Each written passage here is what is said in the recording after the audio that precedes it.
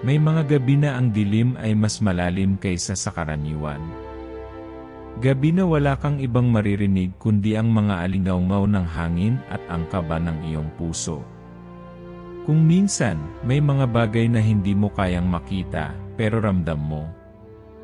Kung may isang tao sa buong mundo na sana ay hindi na nakaranas ng ganitong klaseng dilim, yun ay si Carlos. Isang batang may mahirap na buhay at may lihim na itinatagong sakit.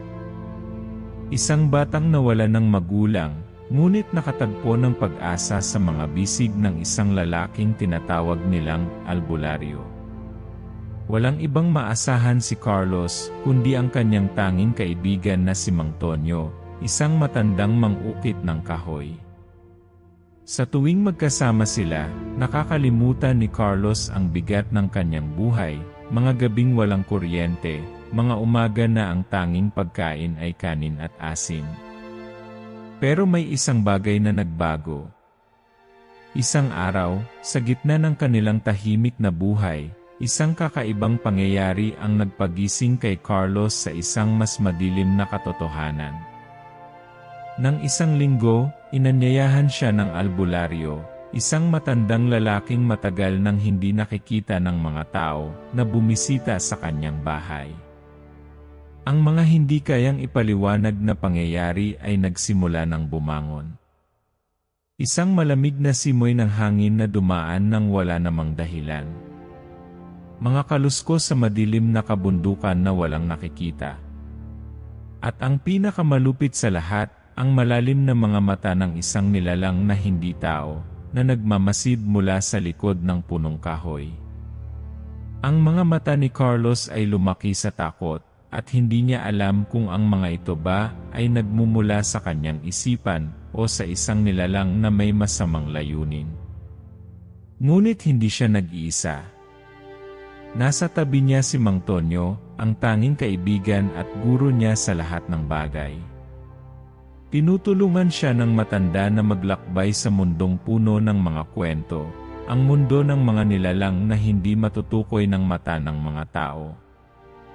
Sa mga gabi ng kwentuhan at pagtulong, nagsimulang magbukas ang mga matandang lihim ng bayan. Ang mga kwento ng mga aswang, mga espiritu, at mga paglabag sa kalikasan ay naging mas totoo kay Carlos kaysa sa kanyang inisip. Ngunit habang lumalalim ang gabi at lumalakas ang hangin, nagiging mas malupit ang mga kaganapan. Dati, ang bawat gabi ay puno ng katahimikan at pagsasama. Pero ngayon, ang katahimikan ay mas nakakatakot. Walang magawa si Carlos kundi ang magtago sa mga saloobin na wala siyang makapagsabihan.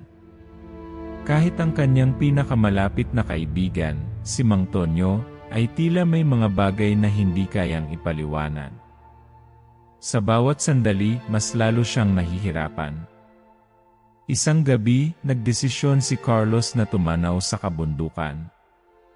Sa tuktok ng bundok, may isang hindi kilalang lugar, isang lugar na tanging ang mga tinatawag na ampid ng albularyo lamang ang nakakaalam. At dito, sa kabila ng dilim, matutuklasan ni Carlos ang isang katotohanan na magpapabago sa kanyang buhay. Ang mga kwento ng kanyang kabataan, mga kwentong tinawanan niya, ay magiging totoo, at ang paglalakbay na magdadala sa kanya sa mga nilalang na hindi mo na kayang takasan ay magsisimula. Pero ang tanong, will Carlos ever make it back alive? O ang mga nilalang na matagal nang nagmamasid sa kanya mula sa dilim ay magiging dahilan ng kanyang pagkawala?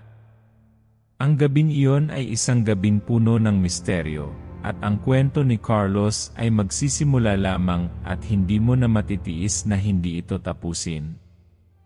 Ang kwento ni Carlos ay hindi nagsimula sa dilim ng kabundukan o sa tahimik na buhay na tinatamasa niya ngayon. Bago pa man ang lahat ng ito, may lihim na nagpapabigat sa kanyang dibdib, isang lihim na matagal nang nakatago sa mga anino ng nakaraan ng kanyang pamilya.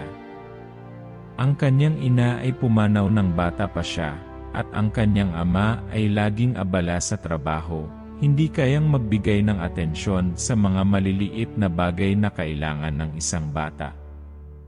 Ngunit may isang bagay na hindi niya kayang ipaliwanag. Ang mga gabi na tila may mga hindi nakikitang mata na nagmamasid sa kanilang bahay, mga kaluskos sa paligid na hindi matukoy ng kahit sino. Si Carlos ay lumaki sa takot na madalas ay hindi niya kayang ilarawan. Sa kabila ng pagkawala ng mga magulang, natutunan niyang magpatawad at magpatuloy. Ngunit ang mga gabi na puno ng takot ay hindi nawawala. At isang araw, nang magbalik siya mula sa isang tahimik na pagbisita kay Mang Tonyo, siya ay natanaw ang isang maliit na kwaderno na matagal nang nakatago sa ilalim ng mga lumang gamit ng kanyang ina. Ang kwaderno ay puno ng mga lihim na hindi niya alam, mga pangalan ng mga tao at lugar na hindi pa niya naririnig. Dito niya unang natuklasan ang pangalan ng kanyang ina, isang babaeng tinatawag nilang Iamp ng Aswang. Ang kanyang ina ay hindi basta isang simpleng tao, kundi isang may kakayahang albularyo, isang manggagamot na may espesyal na ugnayan sa mga espiritu. Subalit hindi ito alam ng buong bayan. May mga kwento na nagsasabing ang kanyang ina ay nagtataglay ng mga kakaibang kapangyarihan, ngunit ang mga ito ay tinatago upang hindi magdulot ng takot sa komunidad. Hindi niya naisip na ang mga kapangyarihang ito ay magdudulot sa kanya ng matinding pagsubok at magbabalik sa kanya ng isang madilim na kasaysayan. Isang gabi, habang nagmumuni si Carlos sa kwaderno, naramdaman niya ang isang matinding lamig na dumaan. Isang malamig na hangin ang dumapo sa kanyang balat at hindi siya makagalaw. Sa isang kisap mata, isang nilalang na may malakristal na mga mata at matalim na pangil ang nagpakita sa kanya. Ito ay isang diwata, ngunit hindi ang uri ng diwata na matamis at mahinahon. Ang diwata na ito ay may dilim na kasama, isang nilalang na may misyon na gabayan siya, ngunit may kabayaran. Carlos, ang boses ng diwata ay tila dumaan sa kanyang katawan. Ang iyong lahi ay may sugat na hindi natatanggap ng panahon.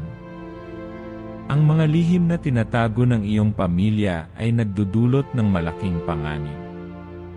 Sa iyong dugo, may kakayahang magbukas ng pintuan sa dilim. Hindi nakasagot si Carlos. Natakot siya, ngunit mayroong isang bahagi sa kanyang puso na naglalaban, takot sa hindi kilalang puwersa, at ang pananagutan sa isang misyong hindi niya alam. Nasa iyo ang susi, patuloy ng diwata. Ngunit ang susi na ito ay may katumbas na sakripisyo. Kailangan mong harapin ang mga anino ng iyong nakaraan at matutong gumamit ng kapangyarihang itinagong sa iyo. Nagbigay ang diwata ng isang lumang mutya, isang kabibe na may kakaibang kinang. Ipinasa ito sa iyong pamilya. Isa itong proteksyon, ngunit maaari mo rin itong gamitin upang maghanap ng kaalaman tungkol sa mga nilalang na nag-aabang sa iyo. Hinawakan ni Carlos ang kabibe, ngunit naramdaman niya ang init ng isang bagay na hindi siya sigurado. Ang kabibe ay may kakaibang lakas na parang kumikilos sa loob ng kanyang mga palad. Ngunit sa kabila ng takot at kalituhan, naramdaman niya na may bagay siyang kailangang malaman. Mang Tonyo, nagmadali siyang bumalik kay Mang Tonyo kinabukasan. Alam mo ba ang tungkol sa aming pamilya? May lihim akong natuklasan. Nag-aalangan siya, ngunit ang kagustuhan na malaman ang lahat ay mas matindi kaysa sa takot na nararamdaman niya. Ngunit si Mang Tonyo, na karaniwan ay hindi madaling magtago ng lihim, ay nagbago ang mukha. Carlos, may mga bagay na mas mabuti nang hindi mo na malaman. Ang mga nilalang na nasa paligid natin ay hindi basta mga kwento lang. Minsan, ang pinakamalupit na pagsubok ay nagmumula sa sarili nating dugo. Iniiwasan ni Mang Tonyo ang kanyang mga mata, at si Carlos ay nakaramdam ng pag-aalala. "Mang Tonyo, ano ang nangyari sa aking ina? Bakit wala na siyang sinabi sa akin?" Ang tanong ni Carlos ay nagdala ng matinding tensyon sa hangin. Ngunit hindi sumagot si Mang Tonyo. Hindi na malaman ni Carlos kung sino pa ang maaari niyang lapitan. Ang mutya sa kanyang kamay ay nagsisilbing gabay at pasanin ng kanyang kapalaran. Hindi siya handa. Hindi niya kayang tanggapin ang realidad na ipinagkatiwala sa kanya ng diwata. Sa kabila ng lahat ng ito, nagpatuloy si Carlos sa pagsasanay na may kasamang takot at pagdududa. Isang bahagi ng kanyang puso ang nagsasabi na hindi siya maaaring maging katulad ng mga nilalang na may kapangyarihan, na may madilim na puwersa. Ngunit ang ibang bahagi ay nagsasabing may misyon siyang kailangang tuparin. Ang tawag ng kapalaran ay hindi na matatakasan. Sa gitna ng kanyang takot, nagsimulang magbukas ang mga mata ni Carlos sa bagong mundo, isang mundong may kasamang mga panganib at kalaban na hindi nakikita ng mga mata ng karaniwang tao. Ang kanyang pamilya ay isang bahagi ng isang lihim na kasaysayan, at siya ang susunod na magbabayad ng presyo. Ang katanungan ay, may kakayahan ba siyang magbago, o ang dilim ng kanyang nakaraan ay magiging sanhi ng kanyang pagkalugmok? Ngunit ang mga sagot ay hindi pa rin dumarating. Sa mga araw na lumipas, hindi na matahimik ang buhay ni Carlos. Ang mutya na ibinigay sa kanya ng diwata ay nagsilbing gabay, ngunit parang isang mabigat na pasanin na hindi matanggal sa kanyang dibdib. Parang may isang parte ng kanyang puso na nawawala, at bawat gabi ay may bagong takot na nagsusulputan. Hindi niya matanggap ang mga isyong iniiwasan niya dati, mga tanong na hindi pa sagot. Hanggang kailan kaya siya magtatago sa sarili niyang takot? Kahit anong pilit niya na magpatawad, hindi maaalis ang bigat ng paglimos ng buhay. Ang pagkawala ng kanyang ina at ang pagkawala ng pamilya sa mga taon ng kanyang kabataan ay tumatak sa kanyang isip. Hindi na siya nakatanggap ng anumang pagmamahal mula sa kanila, at sa loob ng mga taon, natutunan niyang mabuhay ng mag-isa.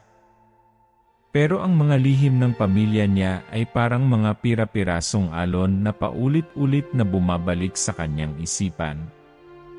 Hindi ba't siya ang anak ng isang tiampin ng aswang? Kung ang mga kwento tungkol sa kanyang ina ay totoo, bakit siya ipinagkait ng sariling pamilya at bayan? Ang mga pagsubok ay patuloy na dumarating. Isang gabi, habang naglalakad siya pauwi mula sa isang dalisay na gabing pagtutok sa kabundukan, naramdaman niyang tila may nagmamasid sa kanya. Mula sa dilim ng mga puno, naririnig ang mga kaluskos ng mga sanga. Sa mga hakbang ni Carlos, tila may anino na sumusunod sa kanya, ang mga mata ng mga nilalang mula sa dilim. Isang gabi, nang siya'y papauwi, naramdaman niyang may malamig na hangin na dumapo sa kanyang balat. Mabilis siyang lumingon, ngunit wala siyang nakita. Ang mga anino ng gabi ay tila kumikilos ng may sariling buhay, at hindi na siya sigurado kung ang mga nararamdaman niyang presensya ay mula sa kanyang isipan o mula sa mga nilalang na nagmamasid sa kanya. Sa bawat pagtingin niya sa mga puno, parang may mga mata na sumisilip mula sa dilim. Ang mga kaluskos na naririnig niya ay nagiging mas malalakas, at sa kanyang paghinga, pakiramdam niya ay naroroon ang presensya ng isang nilalang na hindi kayang ipaliwanag. Kailangan niyang magtago. Kailangan niyang magpatuloy. Ang takot ay kumakalabit sa kanyang puso, ngunit ang galit ng kanyang mga magulang ay patuloy na sumasabog sa kanyang isipan. Nais niyang maging normal, nais niyang mawala ng pakialam sa lahat ng ito. Ngunit hindi niya kayang itago ang kanyang mga tanong. Kung ang kanyang ina ay may ganitong kapangyarihan, Paano siya magiging bahagi ng isang madilim na lahi? At kung may banta na nakatago sa kanyang pamilya, paano siya magiging maligaya kapag hindi siya maglalaban? Pati na rin si Mang Tonyo, ang tanging kaibigan niya, ay tila nagbabago. May mga pagkakataong parang hindi na siya makausap ng matino. Nagiging tahimik ito, at ang mga mata ni Mang Tonyo ay nagiging malalim na parang may itinatagong lihim. Isang gabi, nagpunta siya kay Mang Tonyo, nag-aalala na baka may higit pang mga lihim na hindi niya kayang malaman. Mang Tonyo, nagsimula si Carlos, ano ba talaga ang nangyari sa aking ina? May lihim ba na hindi ko pa alam? Bakit hindi mo ako tinulungan na maintindihan kung ano ang nangyayari? Hindi niya napigilan ang pagpatuloy sa kanyang mga tanong. Bakit ang lahat ng ito ay binabaliwala? Bakit hindi mo ako tinulungan? Ang matandang mang-ukit ng kahoy ay tahimik na nakatingin sa kanya, hindi nagsasalita, ngunit may nararamdaman si Carlos na parang may isang mabigat na bagay na gusto niyang sabihin, pero natatakot. Matapos ang ilang minutong katahimikan, tumango si Mang Tonyo. Carlos, anya, ang buhay mo ay hindi kasing simple ng mga nakikita ng ibang tao. Ang mga nangyayari sa iyo ay bahagi ng mas malalim na kwento ng iyong pamilya at walang madaling sagot. Kung ang mga nilalang na nagmamasid sa iyo ngayon ay may koneksyon sa iyong ina, kailangan mong maghanda. Ang mga salitang iyon ay nagsimulang mag-ugat sa isipan ni Carlos. Hindi ba't natatakot siya sa mga nilalang mula sa dilim? Hindi ba't siya ang itinaguyod ng mga magulang na may mga kapangyarihan mula sa mundo ng espiritu at aswang? Habang unti-unting nagiging malupit ang mga gabi, mas lalo siyang napapalalim sa mundong hindi niya kayang takasan. Hindi siya natatakot na maging bahagi ng isang masalimuot na kwento ng kanyang pamilya, ngunit natatakot siya na maaaring hindi niya kayanin ang bigat ng sakripisyo. Isang gabi, matapos magtrabaho sa kanilang maliit na kubo, si Carlos ay nakarinig ng isang kaluskos mula sa isang madilim na sulok ng kanilang bakuran. Agad siyang lumingon, at sa mga mata ng dilim, isang anyo ang tumambad. Isang mabangis na aswang, ang katawan nito ay matangkad at itim ang balat, may mga mata na kumikislap sa dilim. Ang hangin ay dumaloy ng malamig at ang nilalang ay nakatingin kay Carlos. Huwag mong isipin na makakatakas ka, Carlos, ang boses ng aswang ay parang dumadapo sa bawat sulok ng kanyang katawan. Ang iyong dugo ay sa amin na. Ang matinding takot ay dumaloy kay Carlos, ngunit siya ay nagtangkang lumaban. Pinikit niya ang kanyang mga mata, at ang kabibe sa kanyang palad ay kumislap ng maliwanag. Nagdadalawang isip siya, ngunit nararamdaman niyang may kakaibang lakas na bumangon mula sa loob niya. Huwag niyang hayaan ang madilim na kapalaran na siya ay maubos. Hindi siya magpapatalo. Sa kabila ng takot at kalituhan, kailangan niyang lumaban. Kailangan niyang matutunan kung paano gamitin ang kapangyarihan sa loob niya upang labanan ang mga anino na nagmamasid sa kanya. Ngunit bago siya makagalaw, ang aswang ay naglaho sa dilim. Hindi ito ang huling pagkakataon na makikita niya ang nilalang na ito. Hindi pa tapos ang laban, at ang takot na nagbabalik sa bawat gabing madilim ay nagsisimula lamang. Ang mga sumunod na araw kay Carlos ay puno ng kabuntot na takot at kabangbang. Ang dilim na sumasakop sa kanyang buhay ay unti-unting lumalalim. Hindi na basta-basta ang mga kaluskos na naririnig niya sa gabi, may mga anino na nagsisimulang maglakbay sa kanyang mga mata, mga nilalang na hindi maaaring ipaliwanag ng mga ordinaryong tao. Ang presensya ng mga kaluluwang naglalakbay sa kanyang paligid ay hindi na maikukubli pa. Hindi na siya makalabas ng bahay nang hindi kinakalabit ng takot. Habang papalapit ang bawat gabi, nararamdaman ni Carlos na tila may mga mata sa dilim na nagmamasid.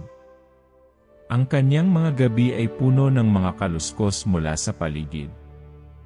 Minsan ay naguguluhan siya kung ang lahat ng ito ay bunga na lamang ng kanyang takot, o kung talagang may mga nilalang na humahawak sa mga puwersang hindi kayang kontrolin ng tao. Hindi siya makatulog ng maayos, at ang kabibe na ibinigay sa kanya ng diwata ay patuloy na kumikislap, isang paalala ng isang misyon na hindi na kayang iwasan. Isang gabi, habang tahimik na nag-iisa sa kanyang kubo, narinig niya ang boses ni Mang Tonyo mula sa likod ng kanyang pinto. Carlos, ang boses ni Mang Tonyo ay mabigat, puno ng kaba. Nararamdaman ko na sila ay papalapit na. Hindi na natin kayang takasan ito. Lumingon si Carlos, ang mga mata niya puno ng takot at kalituhan. Mang Tonyo, hindi ko alam kung anong gagawin ko. Paano ko tatapusin ang laban na ito kung hindi ko alam kung paano ko haharapin ang mga nilalang na ito? Parang mga tanong na walang sagot, ang puso ni Carlos ay puno ng pangarap na sana ay magkaroon siya ng lakas. Ngunit ang takot at kalungkutan ng nakaraan ay patuloy na humahadlang sa kanya. Sumama si Mang Tonyo sa kanya sa isang madilim na gabi upang maghanda para sa susunod na hakbang. Carlos, sabi ni Mang Tonyo habang pinagmamasdan ang kabibe sa kamay ni Carlos, ang mutya na yan, hindi lang basta proteksyon. Ito ay may kakayahang magbukas ng mga pinto sa ibang mundo, pati na rin magtulungan tayo na masugpo ang mga nilalang na gumugulo sa iyong buhay. Si Carlos ay nakaramdam ng kalituhan. Hindi niya alam kung paano gagamitin ang kabibe, at kung saan o paano ito gagamitin. Ano ang ibig mong sabihin, Mang Tonyo? Anong pinto ang tinutukoy mo?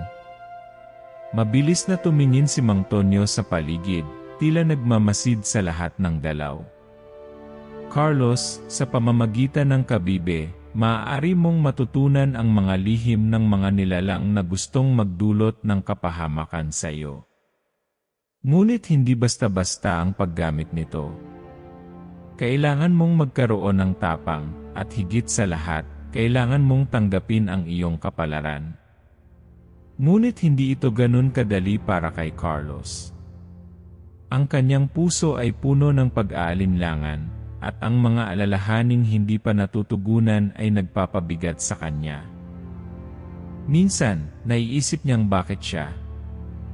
Bakit siya ang tinadhana upang maging tagapagtanggol laban sa mga nilalang na ito? Ang paghihirap ng nakaraan, ang pangako ng kanyang ina na protektahan siya mula sa mga masasamang espiritu, ay parang nagiging mas mabigat habang papalapit ang paghaharap. Hindi siya sigurado kung sapat na ang kanyang lakas upang matutunan kung paano gamitin ang kabibe. Isang bahagi ng kanyang sarili ang nagsasabing matakot, ngunit ang isang bahagi naman ng kanyang puso ay nagsasabing laban siya at hindi siya maaaring magpatalo. Isang linggo na ang lumipas, at ang mga tanda ng presensya ng kalaban ay patuloy na nagpapakita. Sa isang araw na puno ng ulan, nakaramdam siya ng isang kakaibang lamig sa hangin. Nasa harap siya ng bahay ni Mang Tonyo nang makita niya ang isang itim na ulap na lumilitaw mula sa kabundukan. Ang ulap ay hindi parang ordinaryong ulan, ito ay may kasamang kakaibang amoy ng bulok at kalungkutan.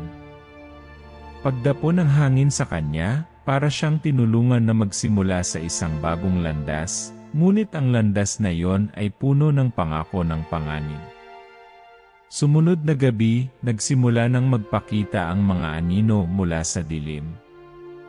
Isa-isa silang lumapit kay Carlos, at ang bawat isa ay may kalakasang hindi maipaliwanag. Isang mabagsik na presensya ang humarap sa kanya. Carlos, ang boses na nagmula sa dilim ay mahina ngunit malinaw, hindi mo kami matatalo. Ang iyong pamilya ay walang lakas laban sa amin.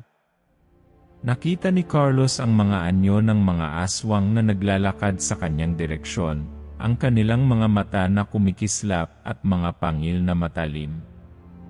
Hindi siya makagalaw, ngunit ramdam na ramdam niya ang presensya nila, na parang dumarapo sa bawat sulok ng kanyang katawan. Ang mga anino ay tumigil sandali, ngunit alam niyang hindi na sapat ang kanyang takot. Kailangan niyang magdesisyon, magtago ba siya o labanan ang mga nilalang na ito. Carlos, sabi ni Mang Tonyo mula sa likod ng isang puno, huwag mong hayaan ang takot na mangibabaw sa iyo. Ang takot ay magbibigay lakas sa kanila. Kailangan mong harapin sila ng may tapang, at gamitin mo ang iyong mga natutunan. Habang ang mga nilalang ay dahan-dahang lumapit, nagdesisyon si Carlos. Hindi na siya takot. Kailangan niyang yakapin ang kanyang kapalaran, hindi lamang bilang anak ng isang albularyo, kundi bilang isang tao na may kakayahang labanan ang mga puwersang hindi nakikita. Ngunit ang pagbuo ng lakas ay hindi madaling proseso. Ang kanyang takot ay naging puwersa na humihila sa kanya pababa. Ang mga alaalang puno ng sakit ay patuloy na umaabot sa kanyang puso, ngunit ang kanyang pananaw ay nagbabago, ang paglaban ay hindi lamang para sa kanya, kundi para sa lahat ng magmamahal sa kanya. Habang ang mga anino ay nagsimulang sumik sa dilim, ang gabi ay tila pinipilit na magpatuloy. Ngunit ang takot ni Carlos ay tila humuhupa na.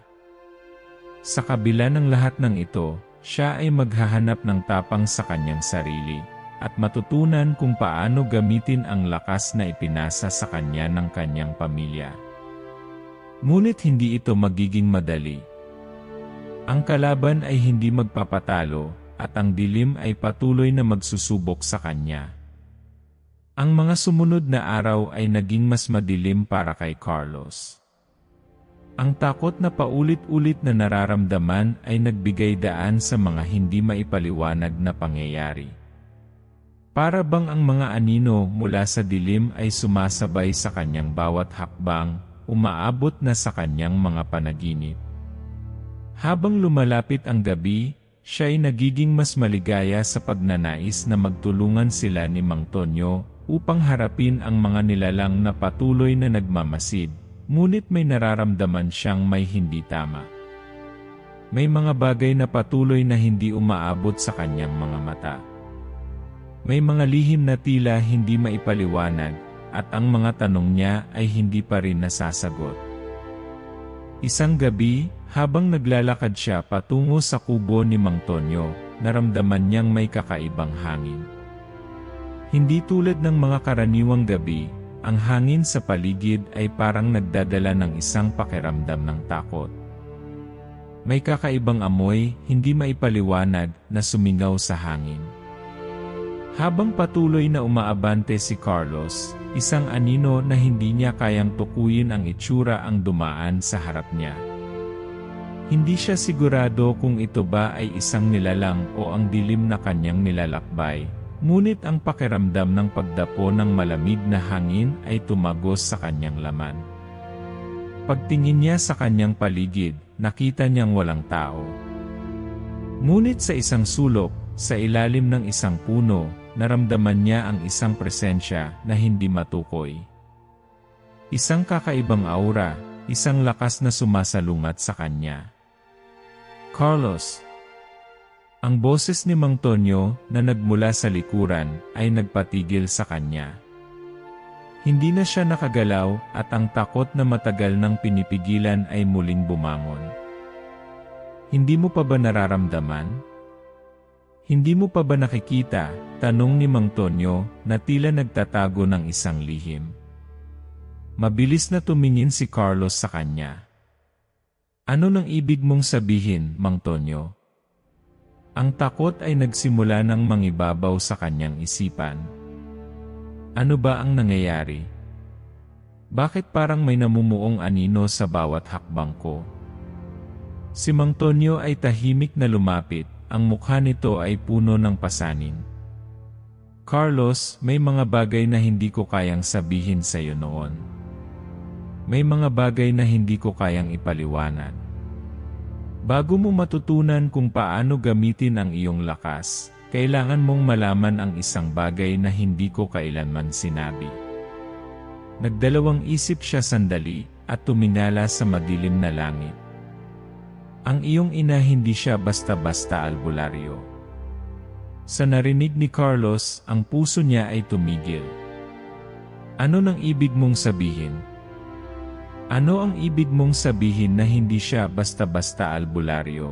Hindi na niya kayang pigilan ang galit at pagkalito sa kanyang boses. Carlos, ang iyong ina ay bahagi ng isang lipi ng mga nilalang na may kakayahang magtaglay ng kapangyarihan mula sa ilalim ng lupa. Hindi lang siya albularyo, siya ay isa sa mga bantay na itinatag upang magtanggol sa mundong ibabaw mula sa mga nilalang mula sa dilim. Ang tinig ni Mang Tonyo ay mabigat at puno ng sakit. Pero may isang lihim na tinatago siya mula sa iyo. Bago siya nawala, ipinasa niya ang kanyang kapangyarihan sa iyo, ngunit hindi mo pa alam kung paano ito magagamit. Hindi pa rin makapaniwala si Carlos sa narinig.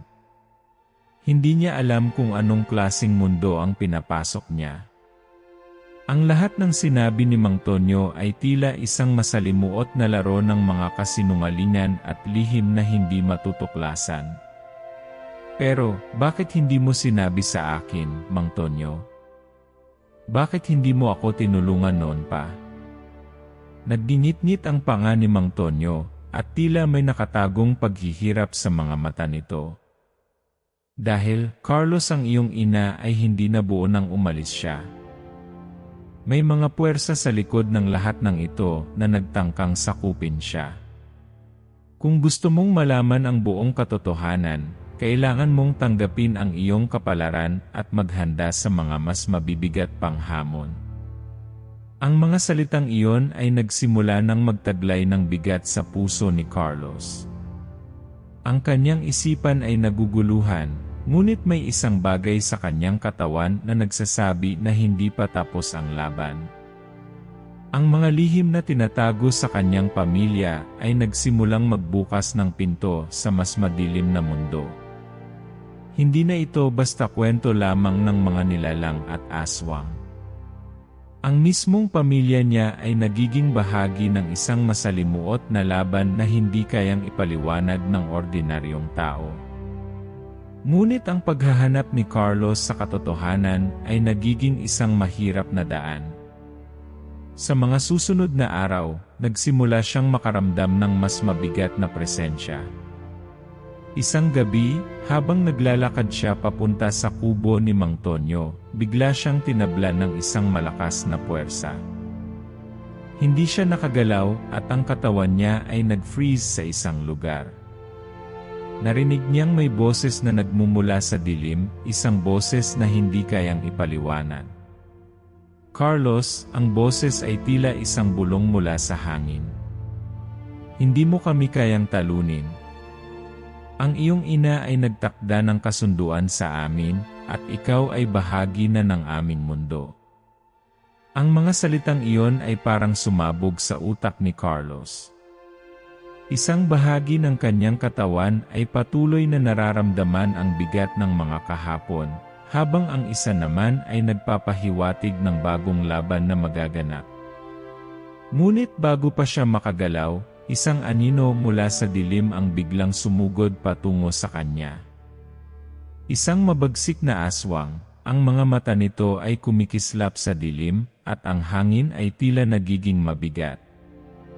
Nang tumingin si Carlos sa mga mata ng aswang, natakot siya, ngunit mas lalo niyang naramdaman na may itinatagong lihim sa mga mata ng nilalang na ito. Hindi ito ang huling laban. Hindi pa tapos ang lahat. Sa mga susunod na linggo, si Carlos ay nagsimula ng maghanda, ngunit ang takot at kalituhan ay patuloy na nagiging bahagi ng kanyang buhay. Ang mga lihim ay hindi pa rin nabubunyag, at ang mga puwersa ng dilim ay nagsisimula ng lumakas. Isang malamlam na gabi nang magtulungan si Carlos at si Mang Tonyo upang ihanda ang kanilang sarili sa pinakahuling laban. Hindi na nila kayang itago ang katotohanan, ang labanan ay malapit na. Ang hangin ay mabigat at puno ng presensya ng mga nilalang na nag-aabang sa bawat hakbang nila. Ang bawat ingay mula sa gabi ay parang isang palatandaan na papalapit na ang oras ng pagtutuos. Ang kabibe na ibinigay kay Carlos ng diwata ay kumikislap sa dilim, parang isang maliit na liwanag sa madilim na daan.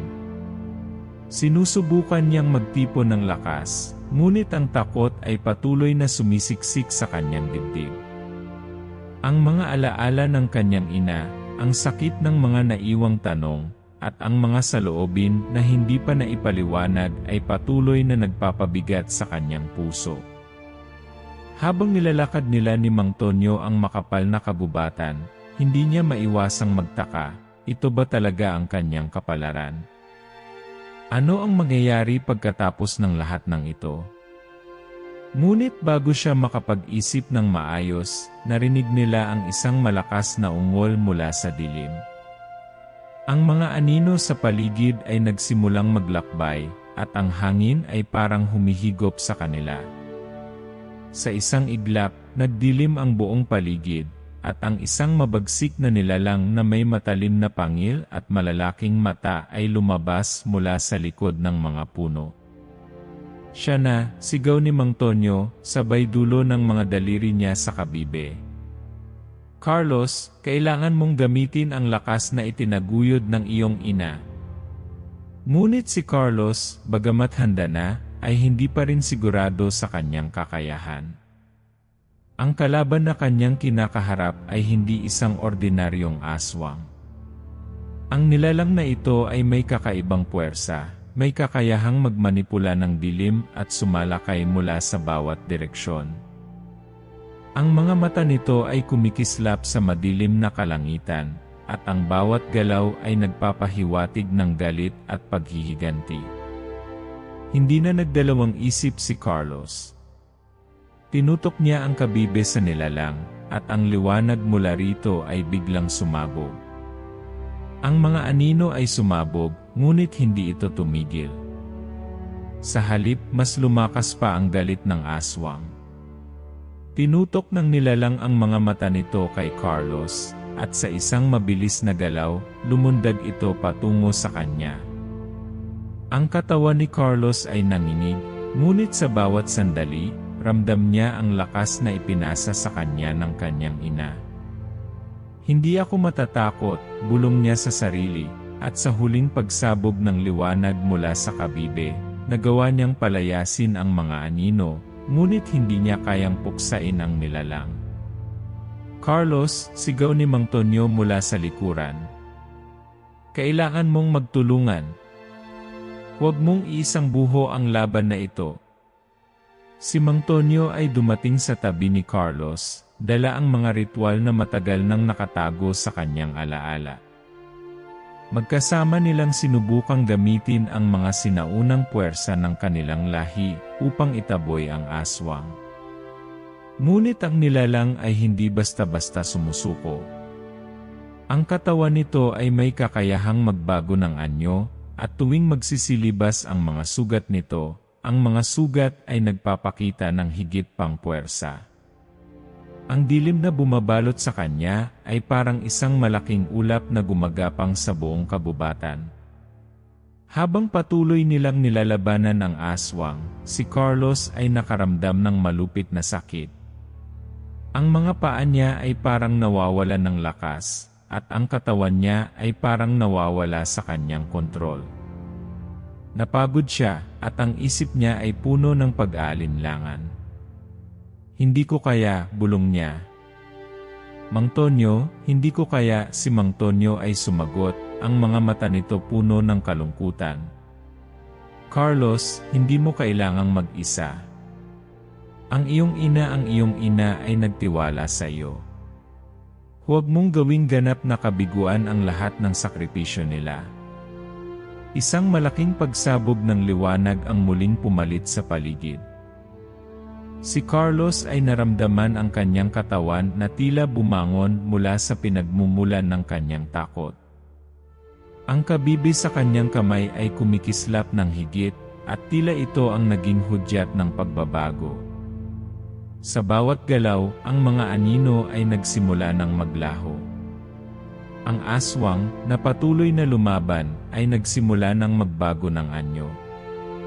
Mula sa pagiging isang mabagsik na halimaw, ang nilalang ay nagsimulang magbago, tumutok sa isang anyo ng matandang babae, na may mga matang puno ng galit at pangako ng paghihiganti.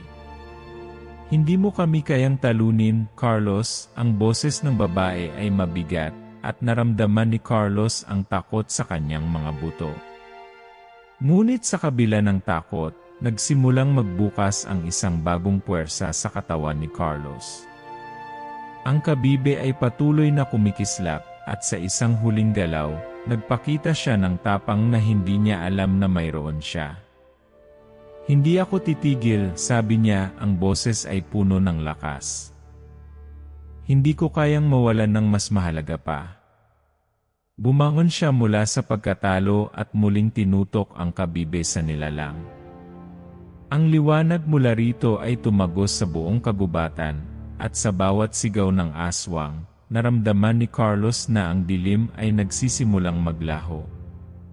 Ngunit hindi ito ganap na naglaho. Sa halip, parang ang nilalang ay unti-unting naglaho sa likod ng mga ulap ng dilim. Ngunit hindi ito ang pagtatapos. May nangyaring hindi inaasahan. Bago tuluyang mawala ang aswang, isang malakas na hampas mula sa dilim ang dumapo kay Carlos.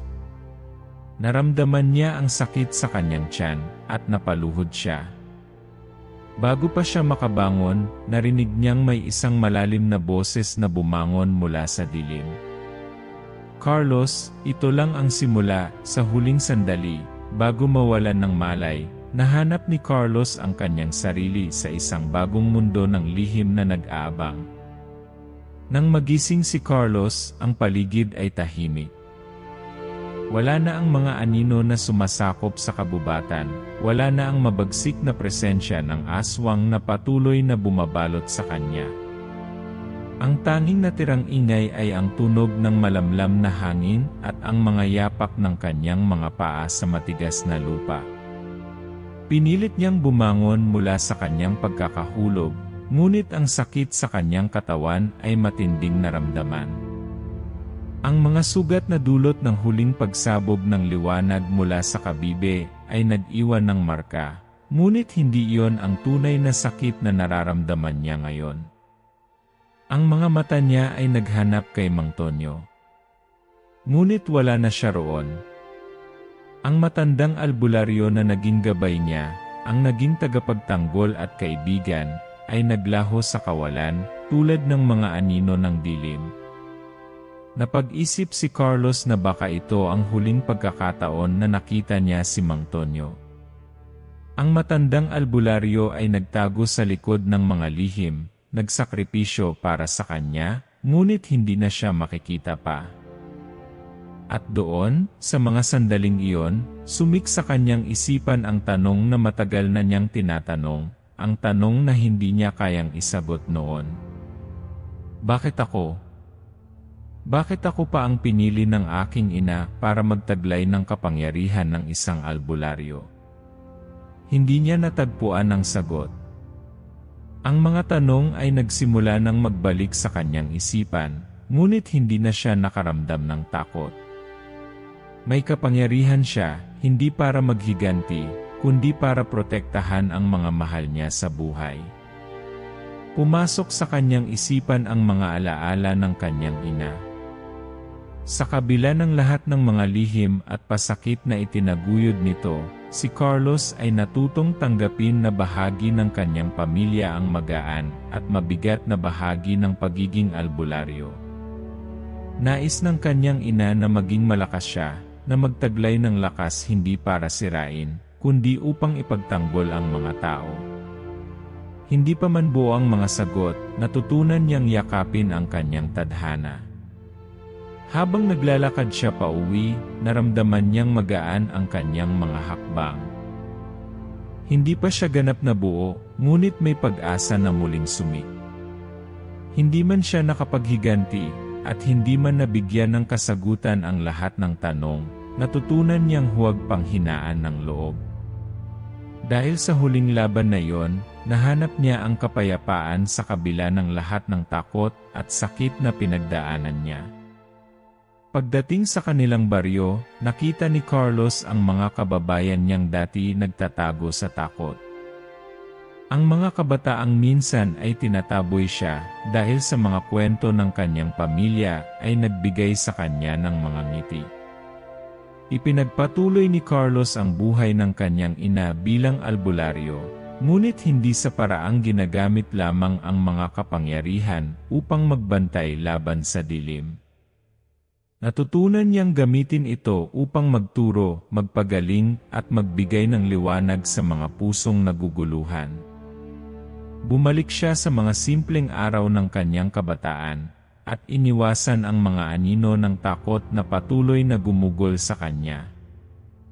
Ngunit sa kabila ng lahat ng ito, may natutunan siya, ang buhay ay hindi palaging puno ng kasagutan.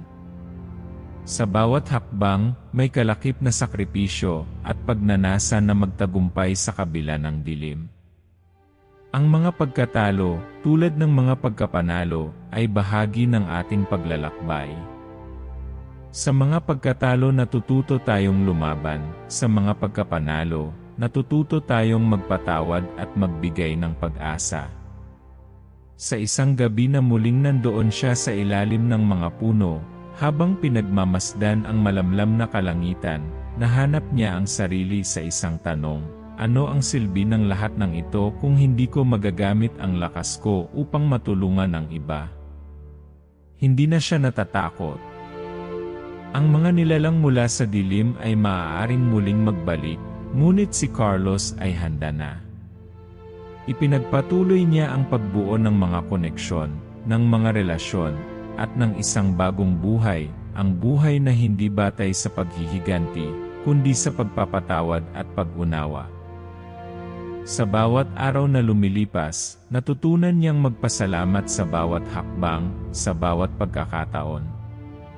Si Mang Tonyo, ang matandang albularyo, ay naging bahagi na ng kanyang alaala at hindi na siya mag-iisa. Ang mga alaala ng kanyang ina, ang mga sakripisyo at mga aral na iniwan nito, ay patuloy na magiging gabay niya. At sa huling sandali, bago siya matulog, binanggit ni Carlos ang isang salita sa hangin, salamat. Salamat sa lahat ng nagdaan, sa lahat ng takot, sa lahat ng pagluha. Dahil natutunan niyang, sa kabila ng lahat ng dilim, laging may liwanag na sumusunod. Pagmulat ng umaga, wala nang anino ang humahadlang sa kanyang daraanan. Ang bawat laban na pinagdadaanan mo may dahilan. At kung handa kang magsakripisyo, matututo kang lumaban ng may malasakit. At ito ang nagbigay ng tunay na lakas kay Carlos, ang lakas ng pag-asa.